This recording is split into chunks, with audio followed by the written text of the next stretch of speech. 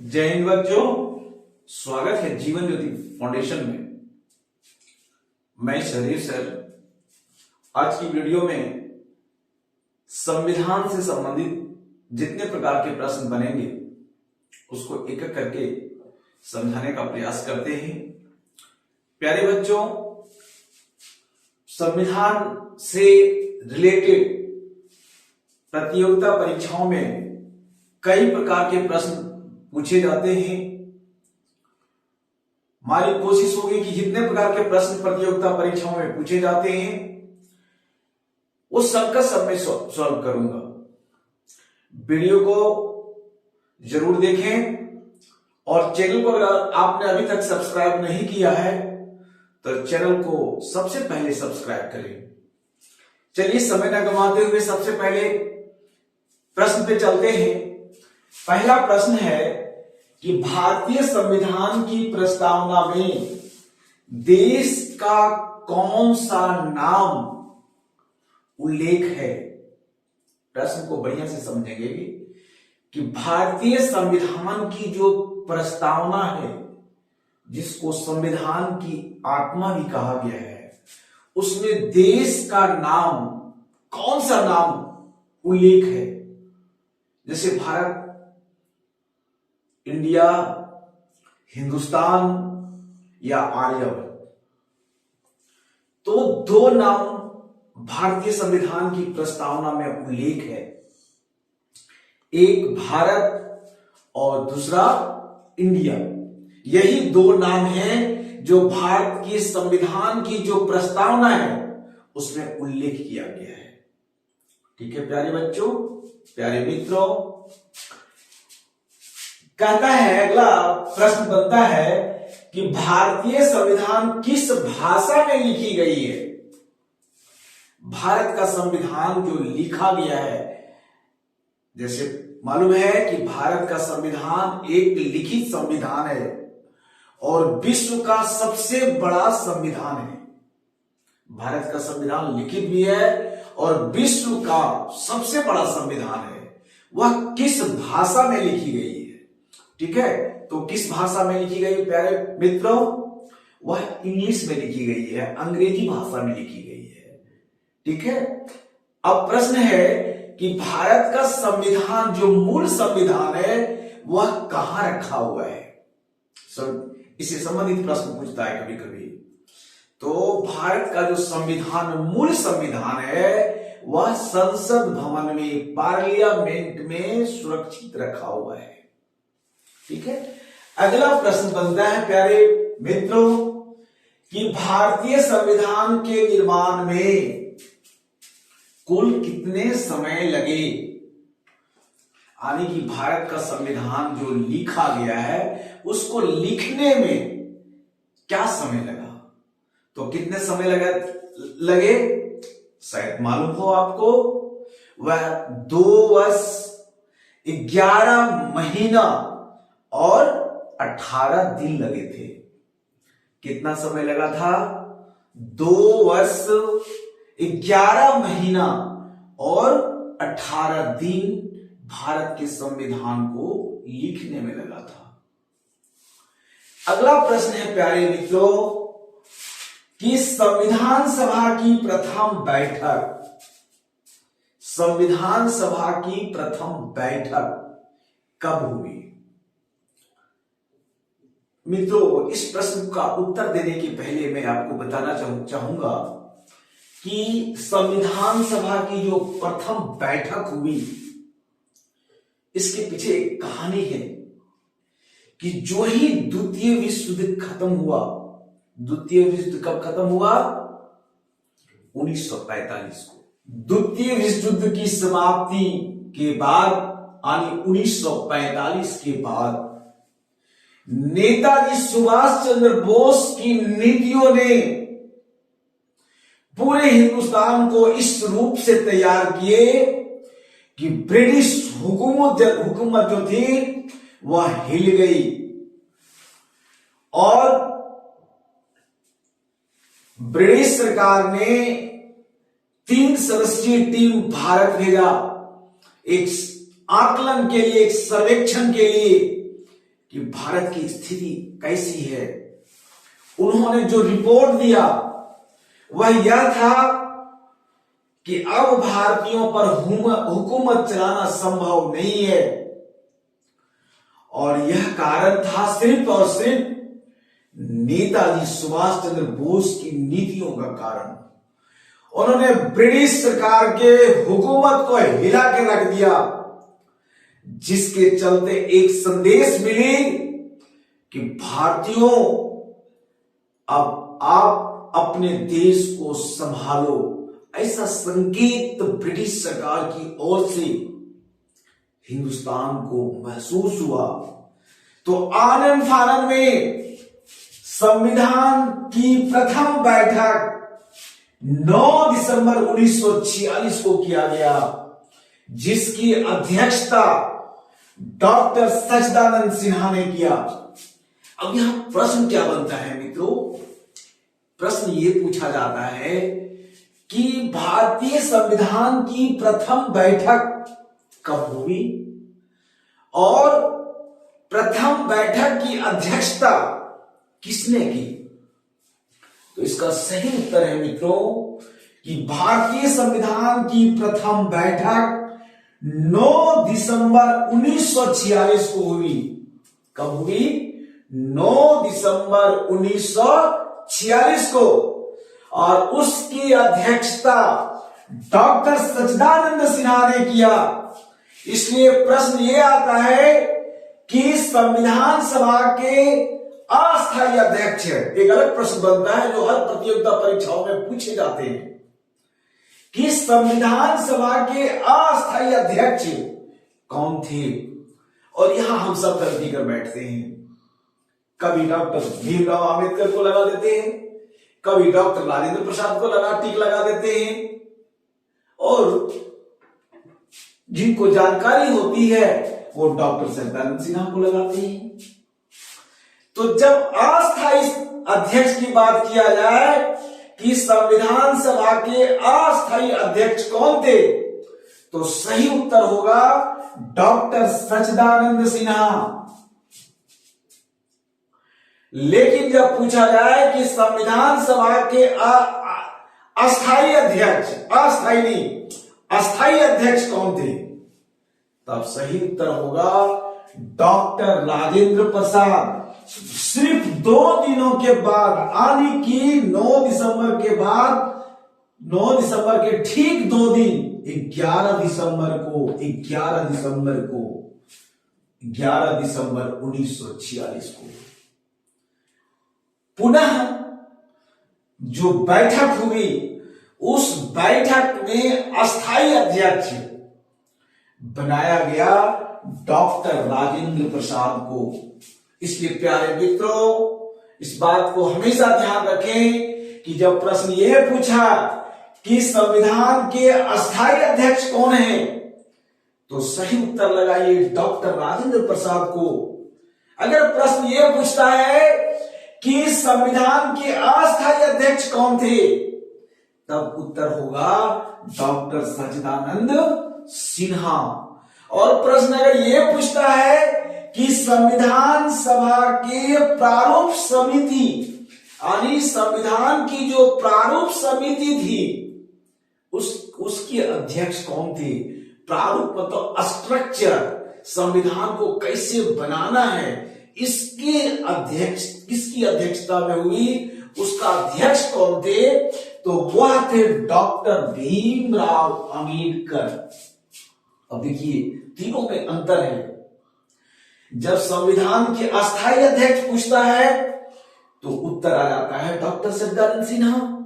जब अस्थायी अध्यक्ष की बात होती है तब डॉक्टर राजेंद्र प्रसाद है। और जब प्रारूप समिति, यानी संविधान के जो प्रारूप समिति है, उनकी बात जब होती है तो मित्रों उसका उत्तर होगा डॉक्टर भीमराव अंबेडकर। इनकी अध्यक्षता में संविधान को लिखा गया। और उस प्रारूप समिति में कितने सदस्य थे, यह भी प्रश्न पूछता है कि संविधान का जो प्रारूप समिति थी उसमें कितने सदस्य थे? तो वो मात्र 7 सदस्य थे। 7 सदस्यों की टीम थी। कितने? 7 सदस्यों की टीम थी। और इन 7 सदस्यों के टीम ने संविधान को लिखने का काम किया। प्रश्न ये आता है कि प्रारूप समिति में कितने सदस्य थे? तो उत्तर क्या होगा? 7 सदस्य थे। प्रारूप समिति के अध्यक्ष कौन थे? डॉक्टर भीमराव अंबेडकर थे। ठीक है मित्रों, अब एक प्रश्न यहां और बनता है इनसे कि इस प्रारूप समिति का स्ट्रक्चर किन्होंने तैयार किया? अब देखिए, अलग टाइप का प्रश्न है कि ये जो प्रारूप समिति किसका, संविधान का जो प्रारूप बनाया गया उसको लिखने का काम, उस प्रारूप को, उस स्ट्रक्चर को बनाने का काम किन्होंने किया था? तो वो थे डॉक्टर VN राव। देखिए, बिल्कुल अलग प्रश्न है। प्रारूप जो तैयार किए वह व्यक्ति का नाम है डॉक्टर VN राव। इसलिए प्यारे मित्रों, ये संविधान सभा से संबंधित अलग अलग टाइप के प्रश्न बनते हैं और सभी को ध्यानपूर्वक उत्तर लगाना चाहिए, टिक करना चाहिए, ये बिल्कुल जरूरी है। अगला प्रश्न बनता है मित्रों, कहता भारतीय संविधान में संशोधन की प्रक्रिया किस देश से लिया गया है? संशोधन यानी कि अगर हमें समय के अनुसार संविधान को संशोधित नहीं करेंगे तो वह संविधान क्या हो जाएगा? निष्क्रिय हो जाएगा।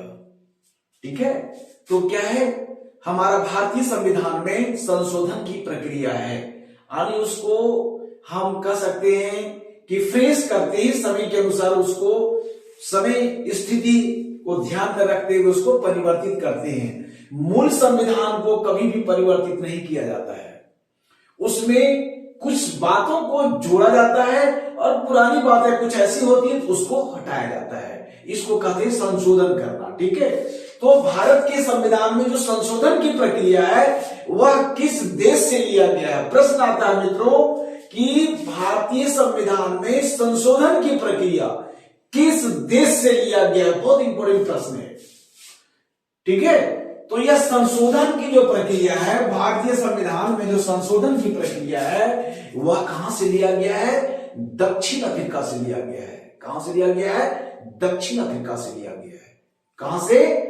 दक्षिण अफ्रीका से। क्या? संशोधन की प्रक्रिया। अब यहां एक अलग प्रश्न बनता है मित्रों कि कहता है कि यह भारतीय संविधान में जो संशोधन की प्रक्रिया है वह किस अनुच्छेद के द्वारा होती है? किस आर्टिकल के द्वारा होती है? प्रश्न क्या है कि भारतीय संविधान में संशोधन की जो प्रक्रिया है वह संविधान की किस अनुच्छेद से होती है? यह किस अनुच्छेद में वर्णित है? तो यह अनुच्छेद है 368, यानी आर्टिकल 368 के तहत हम संविधान को संशोधित करते हैं समय के अनुसार, जरूरत के अनुसार। ठीक है मित्रों, अगला प्रश्न देखिए बनता है मित्रों, कहता है भारतीय संविधान को कब अंगीकृत किया गया? भारतीय संविधान को कब अंगीकृत किया गया? अंगीकृत मतलब भारत का जो संविधान है वह बन करके कब तैयार हो गया? अब बन करके जब संविधान तैयार हो गया तो किनको सौंपा गया? निश्चित तौर पे जो उस टाइम में संविधान सभा के अस्थायी अध्यक्ष है उन्हीं को सौंपा गया होगा। तो संविधान सभा के अस्थायी अध्यक्ष कौन थे? डॉक्टर राजेंद्र प्रसाद। तो यह संविधान जो अंगीकृत किया गया वह था 26 नवंबर 1949। ध्यान देंगे मित्रों, गलतियां यही होती है। हम लोग क्या करते हैं, जब प्रश्न पूछता है कि भारत के संविधान को कब अंगीकृत किया गया, अंगीकृत मतलब कब बन करके तैयार हुआ, तो वह 26 नवंबर 1949। और हम लोग सीधा सीधा देखते हैं और 26 जनवरी 1950 लिखा हुआ देखे टिक मार के चले आते हैं और परिणाम हमारी सोच के विपरीत हो जाती है। तो बिल्कुल ध्यान देंगे कि जब अंगीकृत कहा जाए, अभिकृत कहा जाए, जो हमारे प्रस्तावना में भी वर्णित है, तो वह है 26 नवंबर 1949, यानी भारत का संविधान बनकर के जो तैयार हुआ और जो अध्यक्ष महोदय को सौंपा गया, वह दिन था 26 नवंबर 1949 को। और जब यह प्रश्न पूछा जाए कि भारत का संविधान लागू कब हुआ, यानी संविधान कब से काम करना शुरू किया, तो वह तिथि थी 26 जनवरी 1950। और इसी दिन में हम लोग रिपब्लिक डे यानी गणतंत्र दिवस मनाते हैं। गणतंत्र मतलब जनता को, जनता के लिए, जनता के द्वारा शासन करने का जो प्रारूप है, जो नियम है, जो कानून है, उसको धरातल पर लाया गया, लागू किया गया। वह तिथि थी 26 जनवरी 1950, इसलिए उसको गणतंत्र दिवस के रूप में मनाते आ रहे हैं। ठीक है, प्रश्न बढ़िया से समझेंगे। जब ये कहता है कि भारत का संविधान कब अंगीकृत किया गया, तो उसका उत्तर होगा 26 नवंबर 1949। भारत के संविधान को लागू कब किया गया, तब उसका राइट आंसर होगा 26 जनवरी 1950। ठीक है मित्रों, गड़बड़ाएंगे नहीं। थोड़ी सी असावधानी हमें अपनी सफलता से दूर कर देती है, इसलिए सावधानी से बेहतर तरीके से इसको समझेंगे। अगला प्रश्न बनता है मित्रों, किस भाग को संविधान की आत्मा कहा गया है? अब देखिए, ये प्रश्न इतना इंपॉर्टेंट है, कई बार प्रतियोगिता परीक्षाओं में पूछे गए हैं कि संविधान के किस भाग को संविधान की आत्मा कहा गया है। प्रश्न आता है कि किस भाग को संविधान की आत्मा कहा गया है? क्या मौलिक अधिकार को? नहीं। क्या मौलिक कर्तव्य को? नहीं। क्या राज्य की नीति निर्देशक तत्व है उसको? नहीं। तो प्रस्तावना को। भारतीय संविधान में जो प्रस्तावना है उसको संविधान की आत्मा कहा गया है। जब प्रश्न आता है कि संविधान की आत्मा किसे कहा गया है, तो उसका सही उत्तर है प्रस्तावना को। लेकिन जब यह प्रश्न पूछता है कि डॉक्टर भीमराव अंबेडकर के अनुसार, किनके अनुसार? डॉक्टर भीमराव अंबेडकर के अनुसार संविधान की आत्मा किसे कहा गया है? देखिए, दो तरह का प्रश्न बन जाता है मित्रों, कंफ्यूजन नहीं करेंगे।